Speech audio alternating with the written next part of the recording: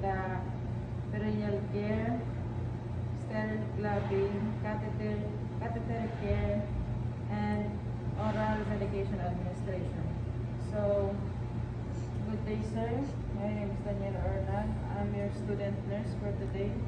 So, I will be performing perineal care, sterile clubbing, catheter care, and oral medication administration. So, before that po, may I know your verification, your name, and your birthday? January 5, 18. So, may I see your wristband po? Okay, so, thank you po. So before that, provide patient's privacy by closing the window and door. So, perform hand hygiene, and apply gloves.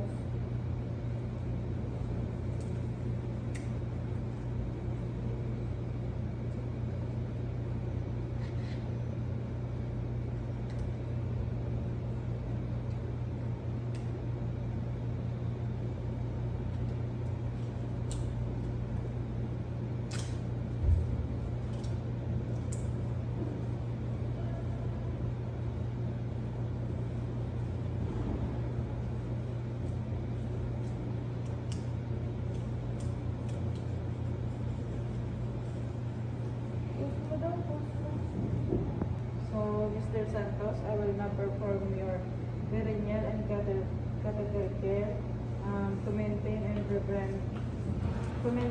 cleanliness and prevent infection. So, position the patient in supine, and then I will only expose the area needed to maintain your privacy. So,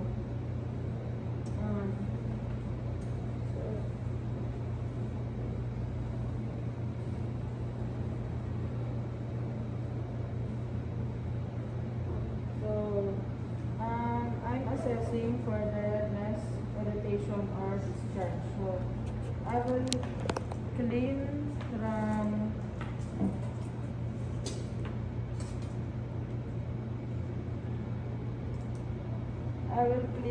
from the cleanest area to the dirtiest to prevent the spread of microorganisms.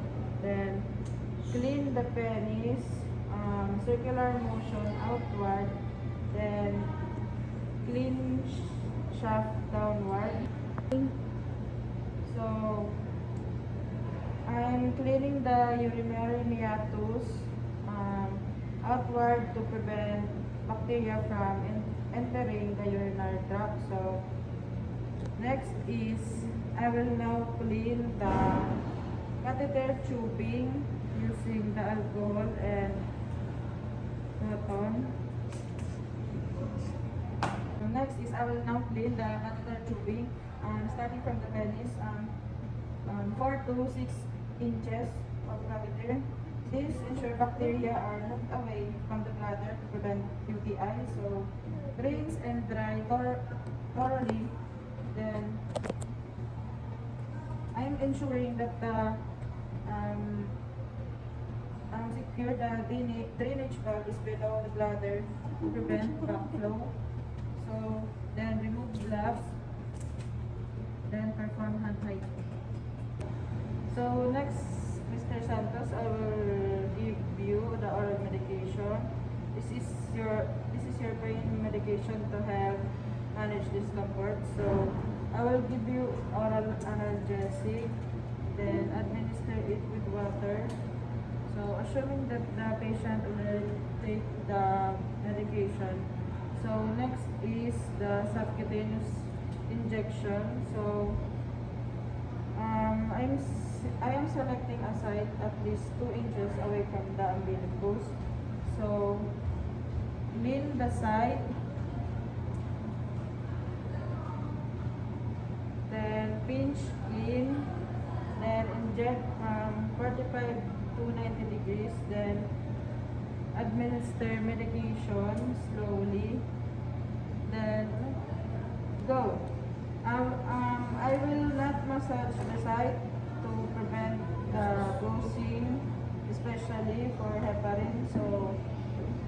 dispose the sharps properly. I will now perform the sterile gloving for a sterile procedure such as specimen collection.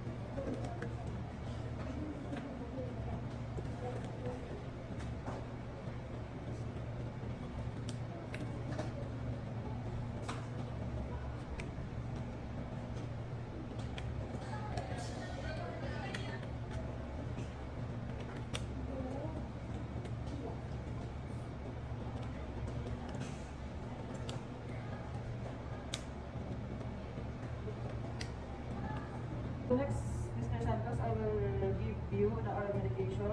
This is your main medication to have manage this support. So I will give you oral analgesic, then administer it with water.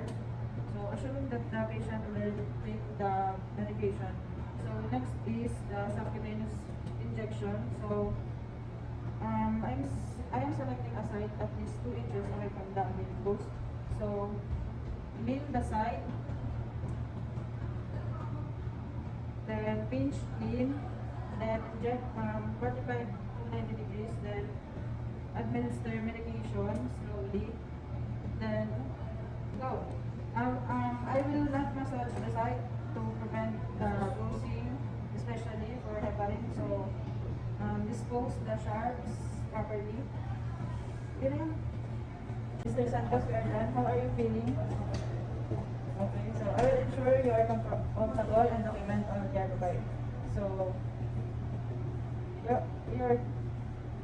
your goal line is within reach. Please call if you need assistance. So after that, after care, then perform hand hygiene, then document all the data and refer it to the attending physician.